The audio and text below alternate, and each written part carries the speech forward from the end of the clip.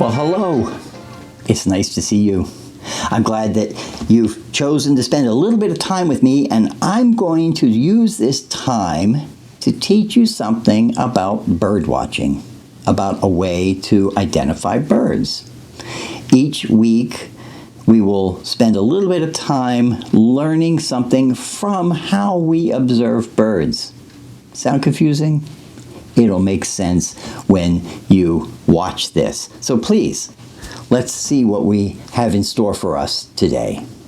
Today's lesson from bird watching has to do with observing birds that are not near, and how you can actually make an identification from a bird that is far, far away. In this case, birds that are soaring. I don't know about where you live, but where I live, there are good numbers of bald eagles and good numbers of turkey vultures. And when they're up close, there's no problem telling them apart. But when they're soaring in the sky, which is something they do quite often, well, it can be tricky. Well, here's two tricks to telling them apart. When a vulture soars in the sky, it flies on what is called a dihedral. There's a great word for you, right? You can win a bet by telling people that you know a fancy word, dihedral. Well, it simply means that their wings form a little arc. They are curved up as they soar. They're not flat across. And guess what eagles do? When they soar, their wings are quite level. So that's one way you can tell by looking at a bird, even if it's just a silhouette, a shadow in the sky. You can see that difference. The other thing is they both have their feathers at the end of their wings separated, but turkey vultures even more so. They spread them. As a matter of fact, that's part of how they're navigating, how they're flying through the air. They can move just a single feather and change how they fly and how they're moving, because they're not using their energy to go through the sky, to stay in the air. They're using the air that is moving. We may not notice it. It's very subtle. But you know, on a hot day when you see the shimmers of heat when you're looking out, that's because the air is moving and changing how the light hits your eye. Because when the air gets warm, it rises. And birds like eagles and vultures use this invisible gift to stay in the air. They simply hang there, surfing, as it were, on the wind, even if it's very slight.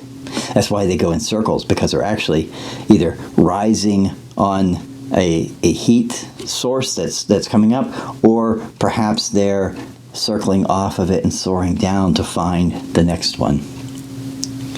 So the lesson for us today is to look for those invisible things.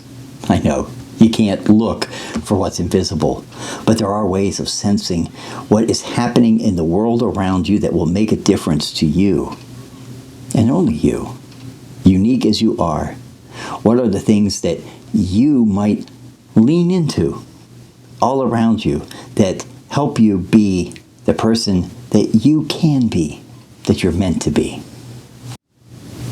So now, the lesson is yours. What did you learn? What does it mean to you from what you gathered in our time together? It's going to be different for each and every one of us. That's what learning is like. And I hope that in all of this, you will see that God has created a beautiful, wonderful, spectacular world with all these differences, in part so that you will know that you have a place in it, and all of it can make you feel better. It can make you feel wonderful that the world is so beautiful. So I hope that whatever you learned in this time will be something you can apply, you can practice in your life this week, every week. And maybe you will have something to share that you learn, and I would love to hear it. And others would love to hear it. So as you go from this time, go out and explore. see the world, find what God has in store for you, and tell others about it. Until next time, bye.